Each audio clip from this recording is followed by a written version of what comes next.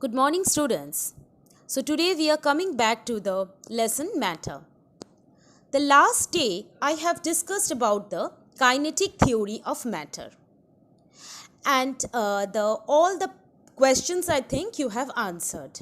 Okay, so today we are coming back to the new part, that is the characteristics of the particles in the solids, liquids, and gases.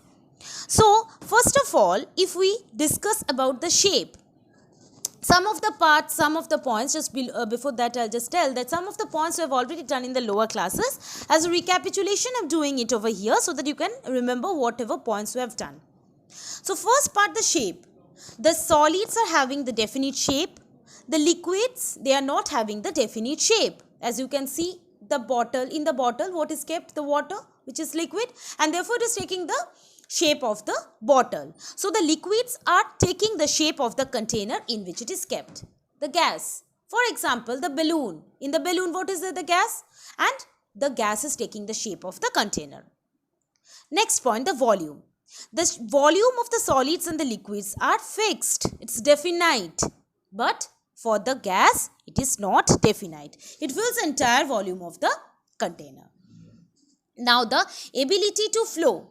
So the last day already I have told you about the intermolecular space. So the intermolecular space in the solids is very small, and therefore the traction power, intermolecular attraction, force of attraction is very high.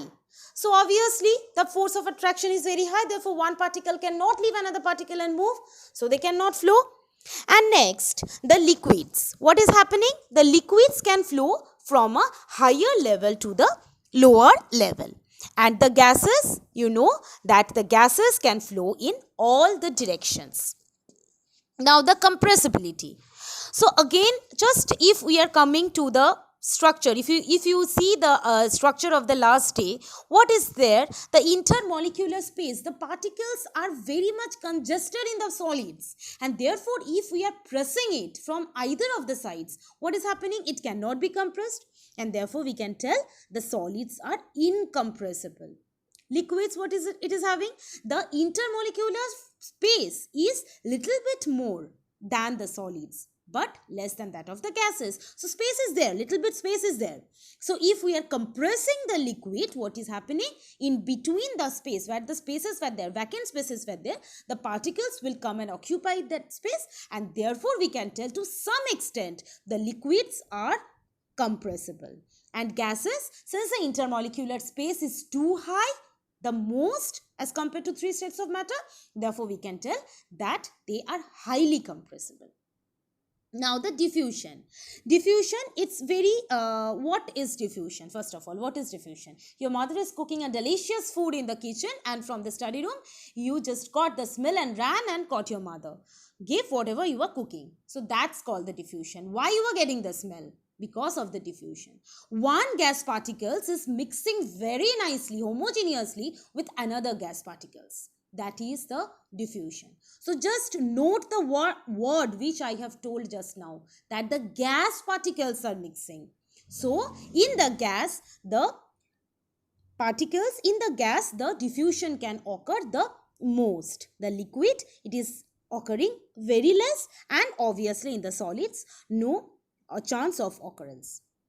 Now the free surface. So the free surface means what? Means when you touch a box, how many surfaces you can touch?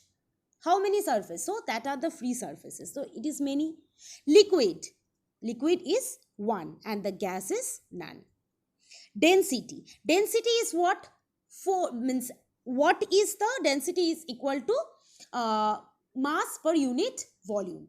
So you can say that the density is very high for the solids because the intermolecular space is very high, and for the liquid it is less, so the density is less, and the gas it is least because the intermolecular space is least. Arrangement of the particles. Already you see the figure, it will be clear to you that the particles are very closely packed. Therefore, and for the liquid it is medium, for the gas it is very loosely packed. Intermolecular attraction. Since the space is very much high for the gas, the intermolecular force of the attraction is least. For the liquid, it is minimum in between, and for the solids, it is maximum.